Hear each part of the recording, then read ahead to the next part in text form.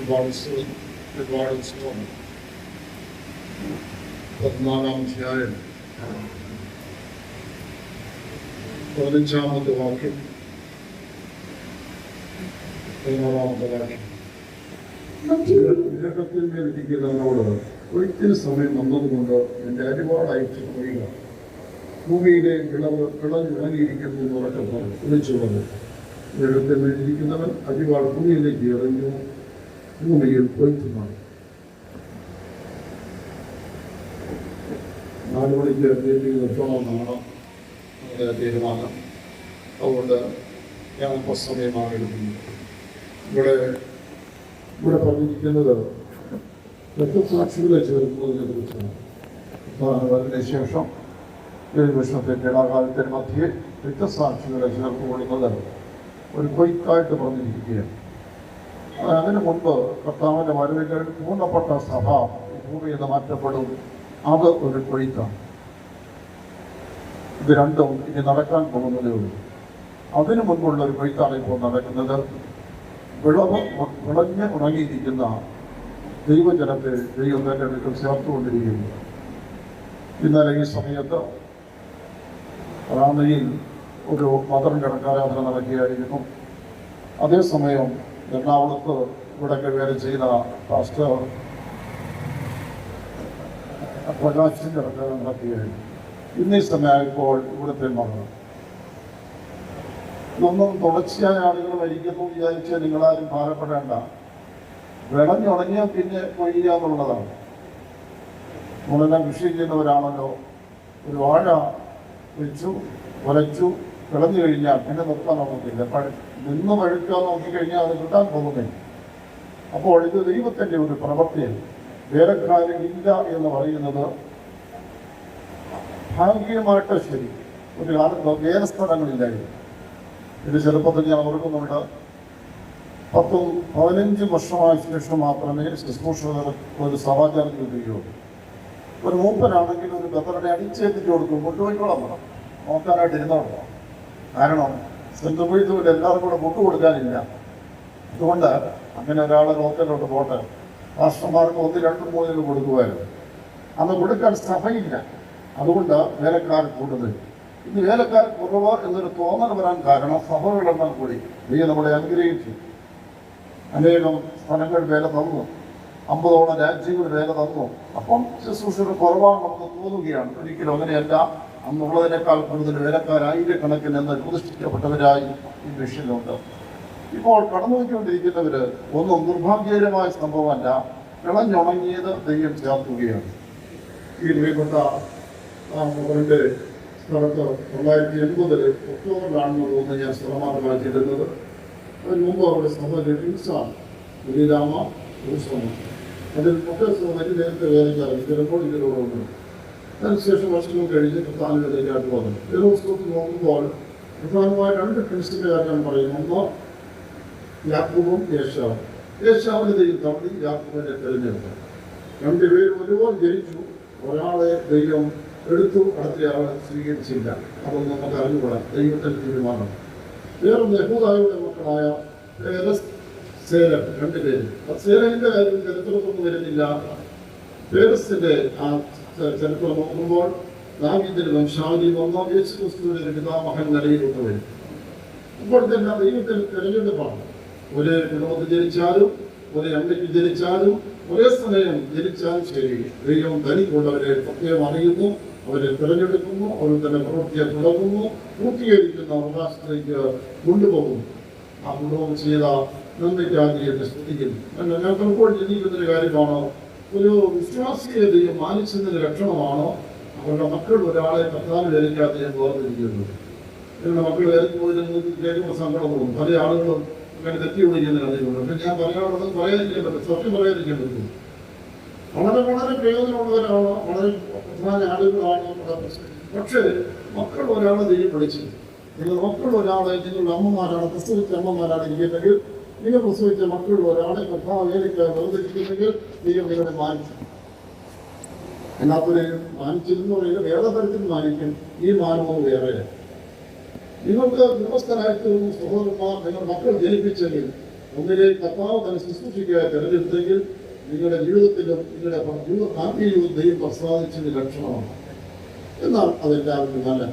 പിന്നെ മോശത്തിൽ നോക്കുമ്പോൾ വളരെ പ്രധാനപ്പെട്ട ആളുകളേക്കാണ് ദൈവം പല കുടുംബമാണ്. നമ്മൾ നോക്കുമ്പോൾ എഴുതയ്ക്കുണ്ടായ മക്കളാണ്. അതിൻ്റെ ഓർമ്മ വിഷയത്തിലേക്ക് കടക്കുന്നില്ല. എന്നാലും ആ പേരസിനെ ദൈവം തിരഞ്ഞെടുത്ത് അബ്രഹാമിനെ മനുഷ്യമായി കൊണ്ടുവന്നു. രാഹാബിന് ആരായിരുന്നു എല്ലാവർക്കും അറിയാം. രാഹാബിനെ കൊണ്ടുവന്ന വംശാവിനെ കൊണ്ടുവന്നു. ഇതെല്ലാം ദൈവത്തിൻ്റെ വലിയൊരു പ്രവൃത്തിയാണ്. പേരസിൻ്റെ അമ്മ താമാർ അതും വേറൊരു നിലയിലോട്ട് വരും. ഇങ്ങനെ ദൈവം തിരഞ്ഞെടുക്കുന്നതിന് ആർക്കും കുറ്റപ്പെടുത്താൻ പറ്റുകയും ലോകത്തിൽ മഞ്ഞന്മാരാൻ വിചാരിക്കുന്നവർ ശ്രേഷ്ഠന്മാരാൻ രക്ഷ കരുതുന്നവരെ എളിയവരെ നോക്കുന്നു, ഏഴവരെ മാനിക്കുന്നു, അവരെ കുപ്പയിൽ ഉയർത്തുന്നു, വിടുക്കന്മാർ ഗുരുത്തുമാറാക്കുന്നു. ദൈവം വലിയ കാര്യങ്ങളെ അനമൗകര്യവും ചെയ്തുകൊണ്ടിരിക്കുകയാണ്. ഇന്നും ദൈവം ചെയ്തുകൊണ്ടിരിക്കുന്നു. ശുശ്രൂഷയ്ക്കായി 62 പേർ യേശു കണ്ണാടത്തിൽ പണം ഇടുന്നു വന്നു. യേശു പറഞ്ഞു ആ വിധവ ശിഷ്യന്മാർ ചോദിച്ചു അതുകൊണ്ടും തന്നെ പറയാതിരിക്കും.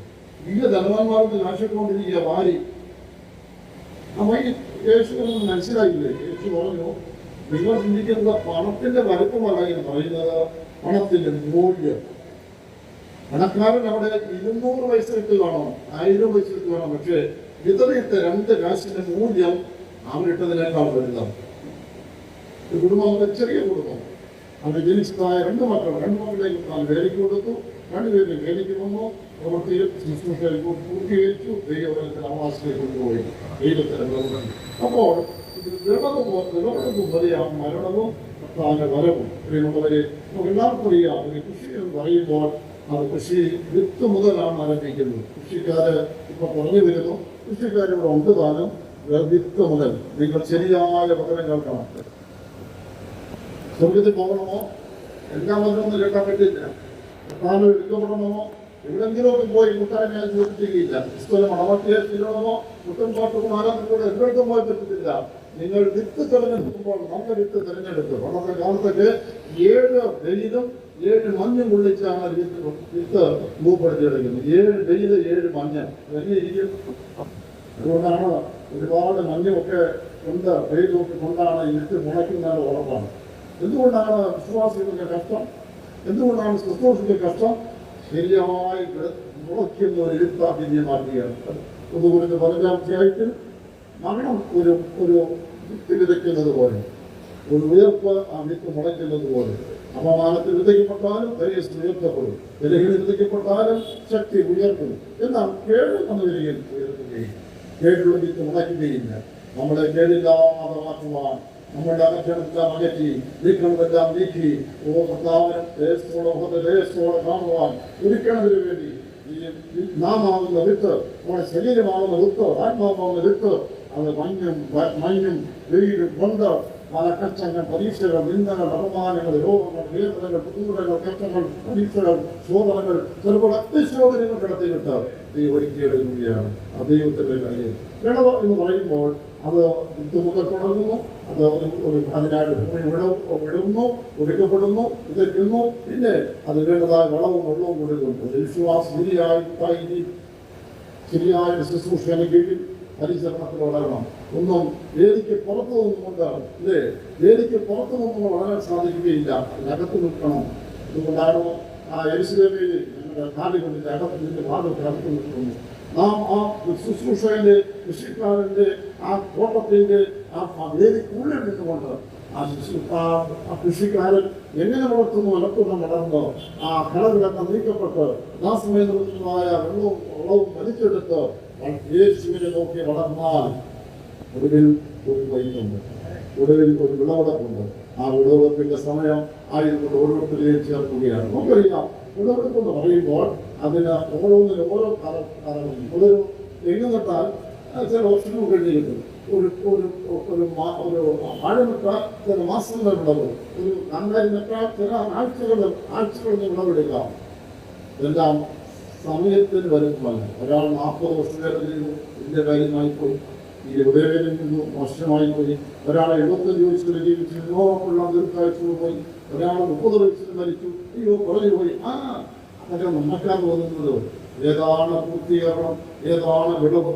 ഏതാണ് നമ്മളതാണ് ഇത് കാണുന്നത് അതിന്റെ ശിക്ഷാവായവരൻ ഈ കൃഷിക്കാരനുമായ ദൈവം ഒരു കൃഷിക്കാരൻ നമ്മളെല്ലാം കൃഷി നമ്മുടെ വിളവെടുപ്പ് ഈ ഓർണാമത്തെ സമയം തന്നെ അവരുടെ അയൽവാസിയായ ഒരു സഹോദരി ഓർക്കുന്നത് എസ്തരമാണ് പേര് രക്ഷിക്കപ്പെട്ടിട്ടില്ല. സ്നാനപ്പെട്ടു പ്രാർത്ഥനയിലേക്ക് വിളിക്കപ്പെട്ടു. മുഴുവൻ ആരാധന കിട്ടത്തില്ല. രാത്രി തിരിച്ചു എന്നാൽ സ്വന്തം ഭക്തന്മാർ വെളിയിലിട്ട കറടങ്ങി വരുന്നു. നേരം വെളുക്കുന്നതിൽ അഭിഭാവത്തിലായി ചെറുപ്പക്കാരെ കൂട്ടി മുറ്റത്തിൽ വരലുണ്ട്. രാവിലെയാണ് കഥ തുടങ്ങുന്നത്. അങ്ങനെ അനുഭവിച്ചു. 4 പേര് ഇവരുണ്ടായി. വേലയ്ക്ക് എടുക്കപ്പെട്ടു. നമ്മൾ ഇടത്തില്ലെന്നായി. പിന്നെ നടത്തുന്നവരുടെ ആലോചന പ്രകാശിച്ച ചെറിയ ഹട്ടാസ്റ്റിൽ പോയി. 2 വർഷമായപ്പോൾ ദൈവസംസാരപ്പെട്ടു. ഈ സഹോദരൻ 42 വർഷത്തോളം കാര്യം വന്ന് ഭാഗ്യപ്പെട്ടു. അവിടെ കൂടെ ജനിച്ച അടുത്ത വീടാമ ലക്ഷത്തിൽ പറയാം അടുത്ത വിളിക്കുന്നു. അതിനേക്കാൾ 10 വർഷം ജനിച്ചിരുന്നു. നോക്കൂ, വർഷങ്ങളെ വലുപ്പവും ചെറുപ്പമല്ല. നമ്മൾ ഒഴുകുന്നുണ്ടോ, നമ്മൾ കിടയുന്നുണ്ടോ, നമ്മൾ കുടുംബപ്പെടുന്നുണ്ടോ, പുറമെ വീഴുന്നുണ്ടോ, ഞാൻ വിതച്ചാൽ ഉണക്കപ്പെട്ടപ്പോൾ നമ്മുടെ വിത്ത് ഒരുക്കപ്പെടുന്നുണ്ടോ അതാണ് വലുത്. യേശുക്കാരായി ഇടപെടൽക്കാരായി വിത്ത് മണന്നുകൊണ്ടിരിക്കുകയാണ്. ഈ കാലഘട്ടങ്ങളിൽ അവരുടെ സത്വത്തോളം ജീവിച്ച് വിശ്വസ്തരായി ജീവിച്ച് ഒരു നിത്യ അവകാശങ്ങൾ ഒരുങ്ങുവാൻ ദൈവം നമ്മളെ സഹായിക്കുമാറാകട്ടെ. ഈ ശുശ്രൂഷ എന്നത് വളരെ ശ്രദ്ധമായ ഒരു ശുശ്രൂഷയാണ്. ഈ ശുശ്രൂഷ വളരെ ശ്രദ്ധമായ ശുശ്രൂഷയാണ്. ശുശ്രൂഷ പലതരത്തിലുണ്ട്. എങ്കിലും ഇത്തരമകരീയമായ വിളിയും ഈ ദേശത്തും എഴുതിപ്പിച്ചായ മാസ്റ്റപ്പോൾ നൽകി കൊടുക്കുന്ന വെളിപ്പാട്. ഞാൻ ഈ ഉപദേശത്തെ കുറിച്ച് ഞാൻ എഴുതുവാനാണ് വളർന്നത്. പക്ഷേ എനിക്ക് അതിന് പിടിപാടൊന്നുമില്ല. കളിച്ചു നോക്കാൻ ആൾക്ക് വരികയുള്ളൂ. ഞാൻ വേദന എടുക്കുന്നവരേക്ക് ഈ വേദനകളെ കുറിച്ച് എനിക്ക് ശരിയായ ഒരു ഉറപ്പ് ഉണ്ടായിരുന്നില്ല. ഇതിനേക്കാൾ വേദനയുടെ അപ്പച്ചന്മാരൊക്കെ പറയും, ഇതിനേക്കാൾ ശ്രദ്ധമായ ഒരു സഭ കാണിച്ചാൽ ഞാൻ ഈ കറുത്ത വസ്തുവൊക്കെ ഇട്ടിട്ട് ഞാൻ പറയാ ഞാൻ പ്രാക്ടീസ് ടൈപ്പായിരുന്നു. ഞാൻ പറയൂ അപ്പത്തിന് ഡിസ്ട്രിക്ട് എല്ലായിടത്തും പോയിട്ടില്ല. പിന്നെ ലോകത്തിൽ ഇതിനേക്കാൾ വേറെ സഭയിലെന്ന് പറയുന്നത് എന്നൊക്കെ ഞാൻ ഹൃദയം ചിന്തിച്ചിട്ടുള്ളൂ. പക്ഷേ എനിക്ക് ഇറങ്ങിയതിന് ശേഷം എനിക്ക് അവസരങ്ങളുണ്ടായി. ഞാൻ മീറ്റിങ്ങുകൾ പോയി, ക്രൂസുകൾ പങ്കെടുത്തു, മറ്റ് സഭകളെ പഠിച്ചു, അവരുടെ പബ്ലിക്കേഷൻസ് വായിച്ചു. അവരുടെ ഉപദേശങ്ങൾ, അവരുടെ നടത്തിപ്പുകൾ, അവരുടെ ഭരണരീതികൾ, അവരുടെ സഭാപരമായ പ്രവർത്തനങ്ങൾ അങ്ങനെ എല്ലാം പഠിച്ചു വന്നപ്പോഴാണ് ഞാൻ നിൽക്കുന്നത് മുമ്പേ കേട്ടതുപോലെ പാറയിൽ തന്നെയാണ്. ഒരു സഭയിൽ ഒരു ശുശ്രൂഷ ഉപവാസ പ്രാർത്ഥനയിൽ വരുന്നത് 7:30, ചിലപ്പോൾ 7:15. താനൊരു പാസ്റ്ററാണ്. എനിക്ക് 4 സഭയുണ്ട്, 4 ശുശ്രൂഷകർ സഭയുടെ ജാതി. അദ്ദേഹം ഫ്രീയാണ്. അദ്ദേഹം എല്ലാ ഉപവാസ പ്രാർത്ഥനയ്ക്കും വരും, എല്ലാ മീറ്റിംഗിൽ വരും, ആരാധനയ്ക്കും വരും. എനിക്കൊരു ചോദിച്ചു, ഞാൻ തിരുപ്പാട് കൊടുത്തത് വ്യവസ്ഥയൊന്നുമില്ല. അങ്ങനെ എല്ലാ സഭാംഗത്തിന് മാത്രമാണ് നിർത്താക്കുന്നത്. അല്ലെങ്കിൽ നിർദ്ദേശപ്പെടുക്കാമല്ലോ. ഞാൻ പറഞ്ഞെന്ന് പറഞ്ഞ വേണ്ട, കാരണം അതിലെ ഒരു തീരുമാനമുണ്ട. അപ്പൊ 4 സഭ സ്വന്തമായിട്ടുണ്ട്, 4 പാസ്റ്റർമാർ കീഴിലുണ്ട്. പക്ഷേ അദ്ദേഹത്തിന് ഈ ഉപദേശം വേണം, ഈ കൂട്ടായ്മ വേണം, ഇവിടത്തെ കൂട്ടായ്മ വേണം. എന്താണ് കാരണം? ആലോചിച്ച് നോക്കിക്കും. ഇതിന്റെ സുരക്ഷതയെക്കുറിച്ച് ഞാൻ അധികം പറയുന്നില്ല. മകനീയമായ ശുശ്രൂഷയ്ക്ക് വേണ്ടി കടന്നു വരുവാൻ അനേകക്കാരെയും സഹായിക്കുന്നത് ഈ കാലമായില്ല. ലോകത്തിലേക്ക് എത്തിയിരിക്കുന്നു, എല്ലാം സമാപ്തിയിലേക്ക് ബന്ധപ്പെടുന്നു. ഈ ലോകത്തിൽ നാം നേടുന്നതെല്ലാം തീരുന്ന കാലമായിരിക്കുകയാണ്. ഇപ്പോൾ മുല്ലപ്പരിയാകാം ഞാൻ വിളിച്ചു പറഞ്ഞു, ദൈവജനമേ വലിയ നാശം ദേശത്തിന് വരുന്നു, ഓടി രക്ഷപ്പെട്ടു. എന്താണ് എന്തെല്ലാം പേരുകൊണ്ടാണ് ഇവിടെ നമ്മൾ എന്ത് ചെയ്യാനുണ്ട്?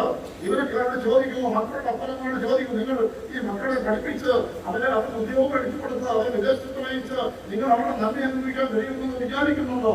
ഞാൻ അഭിമാനത്തിലും ഞാൻ പ്രായമുള്ളവരായിക്കൊണ്ട് നിങ്ങളെ ഞാൻ കുറ്റപ്പെടുകയും ചെയ്യുന്നത് ന്യായമായി ചിന്തിച്ചാൽ മനസ്സിലാകും. കാരണമധികമില്ല. നിങ്ങൾ മക്കളെ ശ്രദ്ധമായി വേദിക്കപ്പെടുന്നത് ഒരാഴ്ച വേദിക്കുന്നുള്ളത് വരികയും അവർ ശ്രദ്ധമായ മാനിക്കും. എനിക്ക് ശുശ്രൂഷയുന്നവരെ പിതാവ് മാനിക്കും. ഇവരെക്കാരും പറയുകയാണ്, നിങ്ങളുടെ ഭൂമിയിൽ വലിയ സ്വപ്നങ്ങൾ ഒക്കെ വെച്ച് ഏതെങ്കിലോ പണുയർത്തിയിട്ട് അതിനുള്ള സമയം കാലമില്ല. കഴിയുന്നവരെ ലോകം എങ്ങനെ പോകുന്നു എല്ലാവർക്കും അറിയാം. ഞാൻ പറയുന്നില്ല. ഓരോ കമ്പനികളെല്ലാം 100 കണക്കിന് 1000 ആളുകൾ തിരിച്ചു വിടുക. എല്ലാം പഠിച്ച് എത്ര ഇന്റർവ്യൂ പാസ്സായി എത്ര ടെസ്റ്റുകൾ എഴുതി ജോലിക്ക് ഞാൻ കയറി ഞാൻ വന്നിരിക്കാൻ ഇപ്പോൾ IT മേഖലയിൽ ആ പുറമെ സമ്മതിക്കത്തില്ല. പാദയാത്രയ്ക്ക് 12 മണിക്കും 2 മണിക്കും എഴുന്നേറ്റ് ജോലി ചെയ്യണം. എന്നാലും വേണ്ടിയില്ല. പ്രതികളെ പണ്ട് ചെല്ലണ്ട് കഷ്ടപ്പെട്ട ഒരു കമ്പനിക്ക് വേണ്ടി കഷ്ടപ്പെട്ട ഞാൻ ഉറക്കം ഊണം കളഞ്ഞ് ശരീരം ആരോഗ്യം പോയി എന്ത് തോന്നുന്നു രാത്രി പകലാണ് രാത്രി ജോലി എല്ലാവരും ഇതിന്റെ പെട്ടെന്ന് ഒരു ദിവസം പെണ്ണുങ്ങളൊക്കെ വാങ്ങിച്ചില്ലേ ഞാൻ ഈ ജോലിക്ക് ചെയ്യുമ്പോൾ എത്രയായാലും പേര് തിരിച്ചു കൊണ്ടിരിക്കും എന്തൊക്കെയാണ് അതിങ്ങനെ വരാൻ പോവാണ്. 7 കാലമായി ആളുകൾ കുറയും. ഡോക്ടർമാരൊക്കെ ഡോക്ടർമാരായിരിക്കും നേഴ്സുമാരുടെ വസ്തുതയിലേക്ക് അവരുടെ രക്ഷപ്പെടുന്നത്. ഡോക്ടർമാരുടെ പറയും. കാരണം ഈ ഏകയുടെ വരുമ്പോൾ ഡോക്ടർമാർക്ക് സേവനത്തിന് സേവനം കുറഞ്ഞു വരും. ഈ ഡോക്ടർമാർ എൻജിനീയേഴ്സ് പാസ്സായതിൽ നേഴ്സുമാരുടെ ജോലിയിൽ അനുസരണമായാൽ മതി. തന്നെ അത്രയും അവിടെ ഓടി കിട്ടുന്നുള്ളൂ. കാത്തിരിക്കുന്ന കാലം വരിക. ഞാൻ ഇതൊക്കെ പറഞ്ഞത് എത്രയേ ഉള്ളൂ. ഈ ലോകത്തിലെ ഒരുപാട് കാര്യങ്ങൾ ചിന്തിച്ചും തേടിയും എടുക്കാനൊന്നും ബഹുജന സൗഹൃദം ഞാൻ സമയമില്ല. സമയം എത്തിയിരിക്കുന്നു. പ്രധാനങ്ങൾ ചെയ്ത് ശുശ്രൂഷ ചെയ്ത് എഴുതാനും മാനിക്കപ്പെടുക. അനേകർക്കാർക്കടിയായി തീരട്ടെ. അവരുടെ കഷ്ടതയിലും സോദരയിലും അവരുടെ പ്രാർത്ഥിക്കുന്നതിലും നന്ദിയുണ്ട്, സന്തോഷമുണ്ട്. അവരുടെ സാക്ഷി പറഞ്ഞ എല്ലാവരും സന്തോഷമുണ്ട്. ഇന്നേ പറയാൻ സമയമുണ്ടാവും. എങ്കിലും സമയപരിധിയുണ്ട്. എല്ലാവർക്കും സമയം അനുവദിച്ചിരിക്കുന്നു. എല്ലാവരും നേരിടുന്ന പ്രത്യാശയുടെ ഗാനം പാടും. അവസാനിപ്പിക്കാം. ഈ പാടുന്ന ലോകത്തിൽ എനിക്ക് ആശ്രയം തോന്നി. പാടുന്ന ലോകത്തിൽ എനിക്ക് ആശ്രയം തോന്നി.